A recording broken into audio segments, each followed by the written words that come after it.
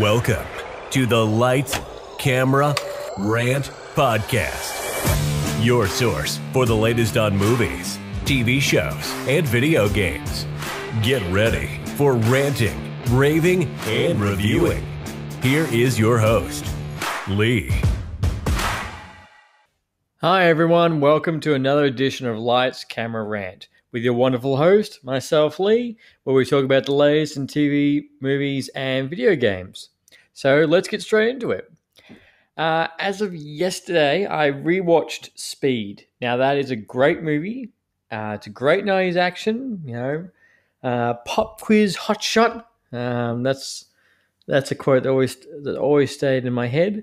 But I realized something when I watched it yesterday that I will never watch that movie back to back with Titanic, because in both those movies, you both have a female lead character that doesn't stop saying the name Jack. Obviously, he's the main character. She's going to call out to him, but I should have had a clicker. Honestly, I didn't realize how many times Sandra Bullock in Speed will say, Jack, Jack, Jack, Jack, Jack, like just the whole time.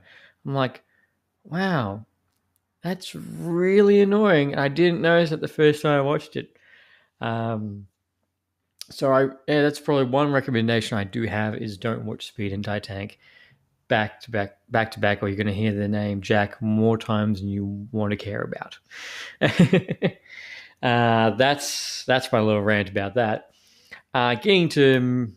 Moving on. Besides that, as I'm recording this, I have seen the latest news that apparently Todd Phillips, who directed the first Joker movie, is apparently directed and wrote the first Joker movie, is pending the script for the second one.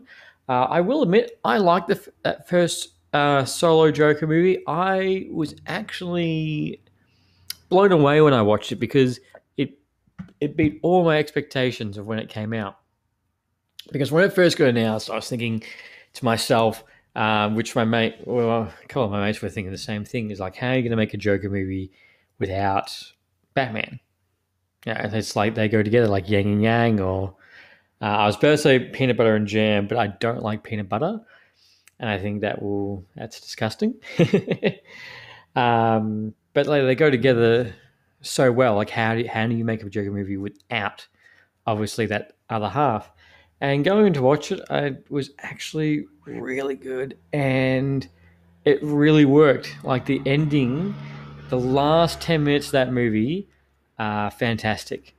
Like you really see, like the fact that you watch from how he doesn't feel comfortable in his own skin at the very start, but as soon as he, boom, becomes the Joker, it's a completely flip of character.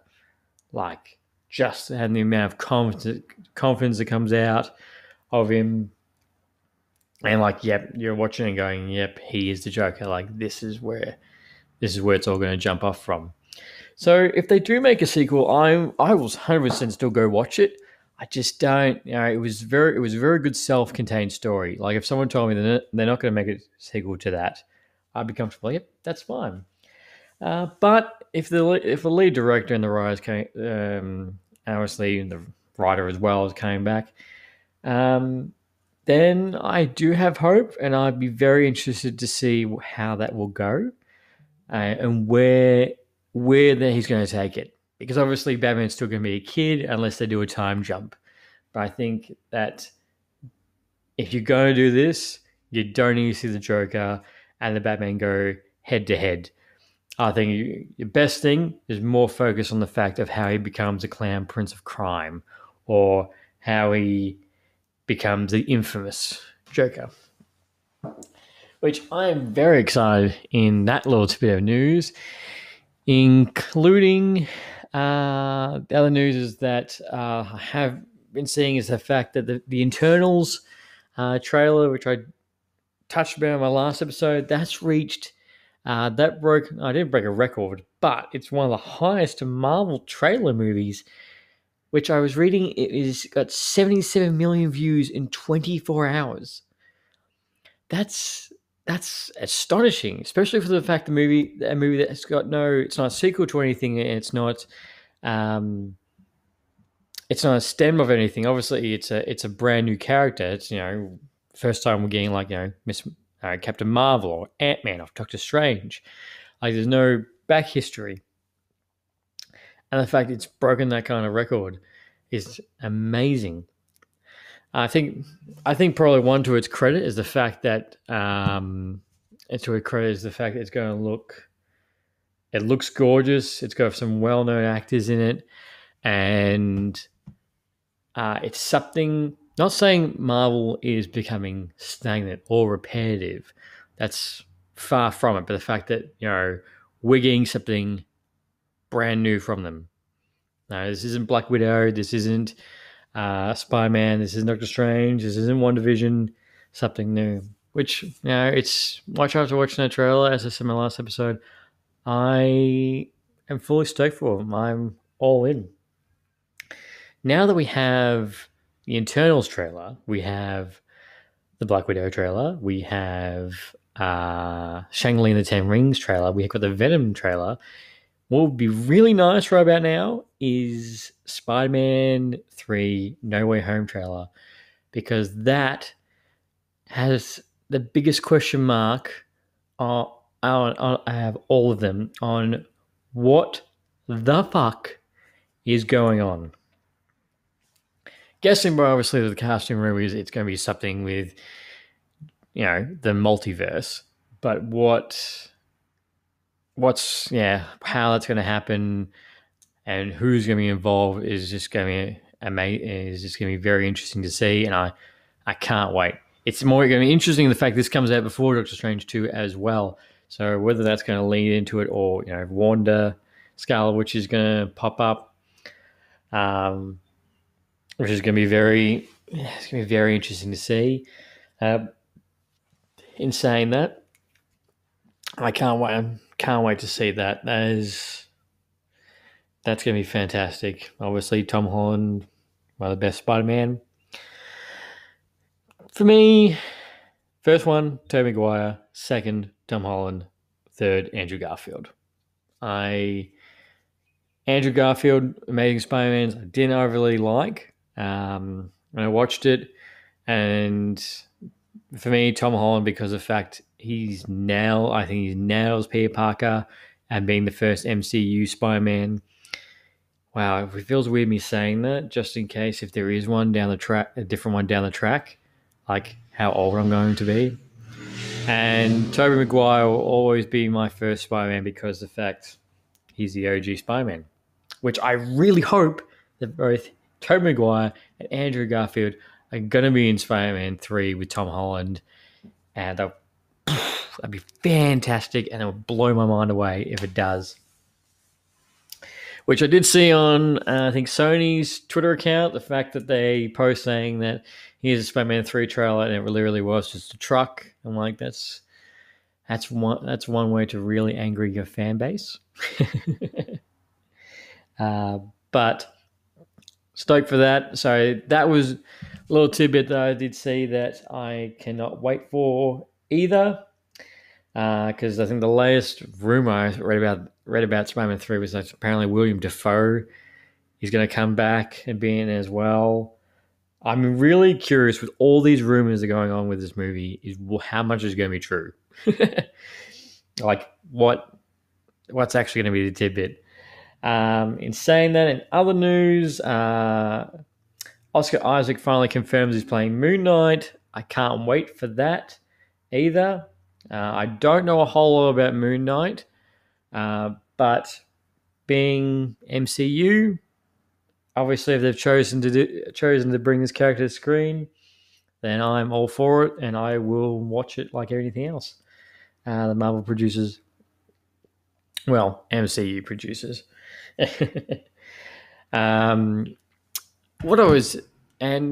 That's some latest news I've been able to see in the last couple of days.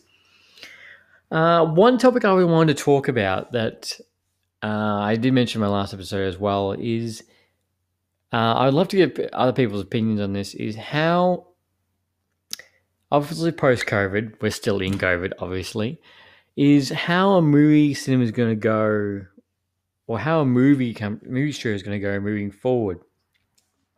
Like as I said, we've seen that HBO Max and Disney Plus are doing a dual release at the same time, obviously in theaters as well as on a streaming service, and you got to pay an extra $20 or go on premium to watch it, which I think is kind of pointless because the fact if you just pay the $20 to go see it in the cinema, it's a much better experience.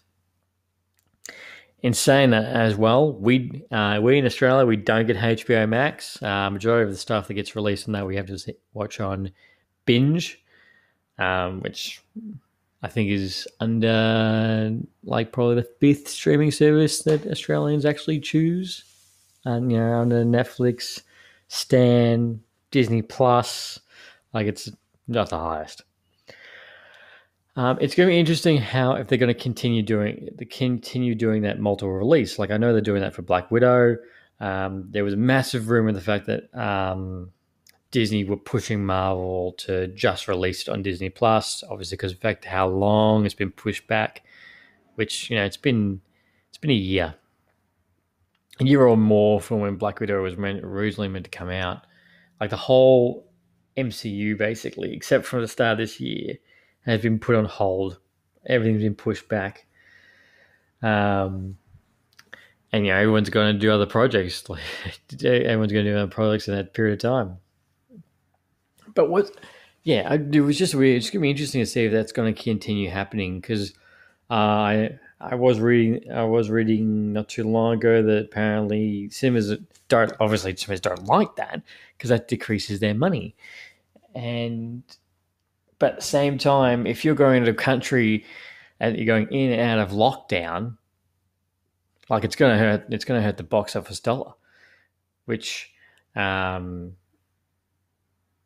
can't help with. As I'm recording this, I live in Victoria, in Australia. We're currently back in lockdown again for a week, which just means that can't go outside. We can go outside and work 5 minutes, but we can't go and do anything, which means thank fuck that bottle shops are still open. I probably would go insane. But yeah, if countries go in and out of lockdown, like, of course, in that scenario, releasing a movie on a streaming service on day one becomes more the viable option because the fact, boom, you're going to get this thousands and thousands of people watching your streaming service or your movie release. So I think for a while, until such time, which I really do hope that COVID doesn't become a thing of the past. COVID, we have it under control. Becomes a thing of the past, and the fact that cinemas can go, you don't need to do the dual release, but you never know. Even when COVID's all taken care of to the best of its abilities, they'll still do the same release at the same time. Because personally, like, there's some movies that, like, I'm not going to watch Black Widow. I'm not going to watch Black Widow on a streaming service when it comes out. Didn't watch Milan. I was never going to go watch Milan in the movies either. But there's just some movies that you've got to go see in a cinema. Like, imagine if someone was like, Jurassic Park. And we're like, yep, you can watch it on your streaming service, you can come back to the movies. Like, that's a movie designed to be on the big screen. If someone told you that with Indiana Jones, someone told you that with Star Wars, like, you'd be spewing. Like, you would never capture that full essence of that movie or the full spectacular. Which is why then I 100%. Obviously, if I'm not in lockdown, please not. I want to go see. I will choose to go see it at the movies. I'll mask up. Have to wear a full radiation suit if need be. I'm going to sit in the movie and go and watch it. So I'd love to know what other people's opinions are on. Do you think this is a permanent thing, or do you think this is just an interim? And whether or not, uh, long shot, does it become 100% the norm? Is it just best that it stays with streaming and doesn't go to the movies anymore? Just give it a streaming service, which I think is very unlikely. But yeah, he's gonna have that opinion. So that's gonna be very, very interesting when it comes out, because I know obviously with Disney Plus, they're gonna keep doing do that as much as they can, and I'm pretty sure I think it was the director of Paige Jenks of Wonder Woman 2 got pissed off at HBO Max because they really didn't want to. I think they didn't really want to do it. Release them at the same time. In saying that, Wonder Woman 2 is garbage. I know I probably sound a lot of negative on a lot of movies, but don't get me wrong. Like, Wonder Woman 2 was a great movie. Like, I think that between Man of Steel, Batman v Superman, and then Wonder Woman was the best out of all those three. Wonder Woman, Man of Steel, Batman v Superman. Yeah, the first Wonder Woman I think was great, but the second one, I just it for me, like, she's a goddess. So obviously show us her full extent of her powers. Not to mention, not an old trope of a wishing stone and doing the jealous nerd turns into a hero scenario that's been done time and time again. Iron Man 3, Amazing Spider-Man 2, Batman Returns. Saying that, Batman Returns was probably one of the best scenarios because of Michelle Pfeiffer in that catsuit. I think that's actually the best outcome. But the other two, same thing. Like, it seemed like almost lazy writing.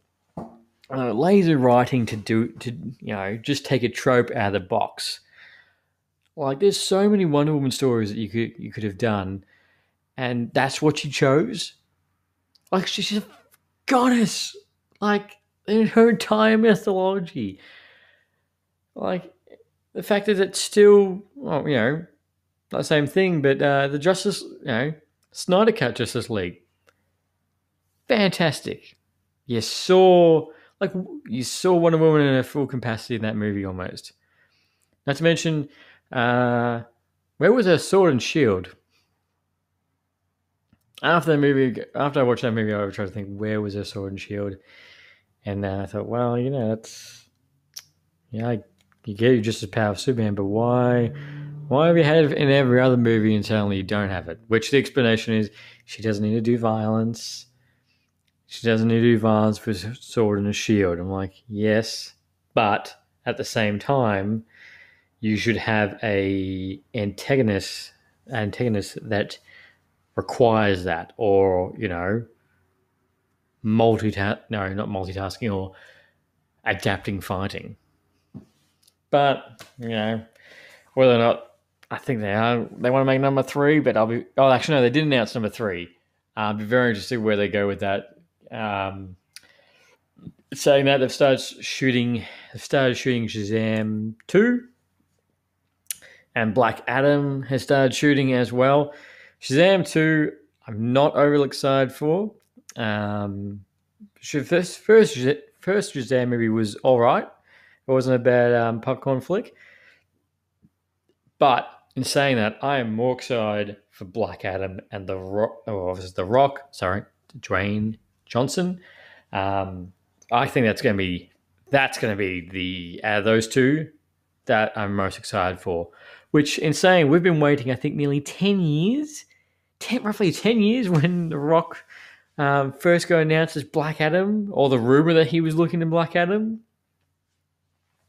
So that's going to be, I'm so stoked for that. I can't wait.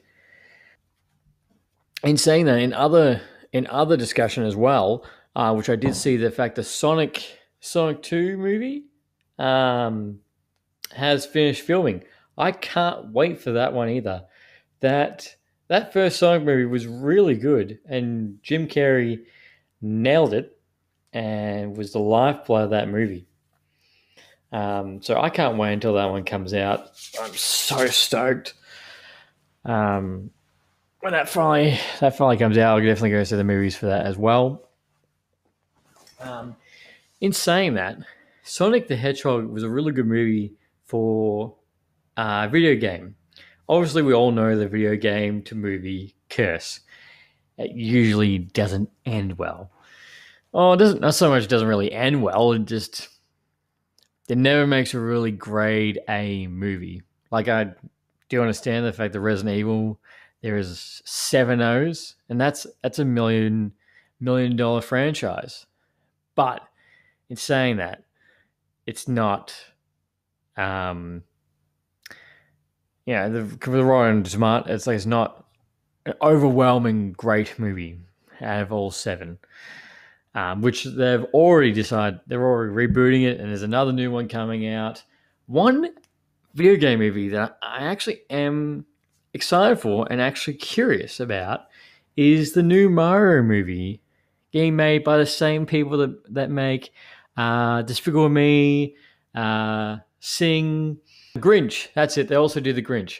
I can't wait to see what they do with Mario. The release for that, I was seeing the fact it's meant to be 2022, which I am most excited for that, and I can't wait to see what they'll do with Mario. I think if a movie studio was going to go make a Mario movie, considering what happened the last time that Mario was on the big screen, yikes. I think the Illuminati is the production company will do a fantastic job with that, and I can't wait to see what's going to happen with that.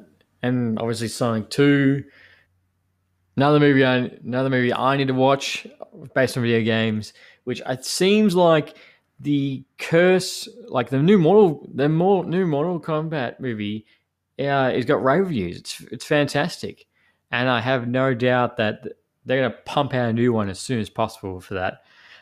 Which it seems to be with Sonic and with Mortal Kombat seems to be the curse of the video game movie to movies is slowly going down, or not going, or going away. More video game movies are churning in better reviews, better quality, better writing, better creation altogether, which I hope they do. Like, there are so many video games, which I never understand why. I never understand why the medium doesn't coincide as well as it should, because the fact that you have a game like a video game is almost like, not saying like a book. Like, there is so much material in those games, or game if there's a franchise, 1, 2, 3, 4, 5. There's so much you could gather and use, and obviously it's obviously visually appealing, so you can use that as inspiration, and you can create something fantastic. One movie that I wish, actually 2 movies I wish they would, games I wish they would adapt, is BioShock and Halo. I think Halo would be an action-packed movie if they did that correct, and BioShock would do a fantastic horror movie if done right. Like, that would just scare the living shit out of me. But I'd still watch it because both of them are very good games. Saying that, I'm still waiting for them to bring out another BioShock, which I hope they do soon, and Halo Infinite. After Xbox released the first trailer of that, or first gameplay, look, I'm not overly excited for it, but I will still play it. 5 was something to be desired for. 4 was good, I thought, and the original trilogy is one of the best trilogies of a game series ever made, hands down. Well, guys, that is all my notes for today, and I thank you again for joining me. Thank you for listening to me rant on, and I hope to see you in the next episode. See you guys. Thanks for listening to Lights, Camera, Rant. If you like the show, don't forget to subscribe so you don't miss a single episode. While you're at it, leave us a rating and review, and be sure to tell your friends. Until next time, happy ranting.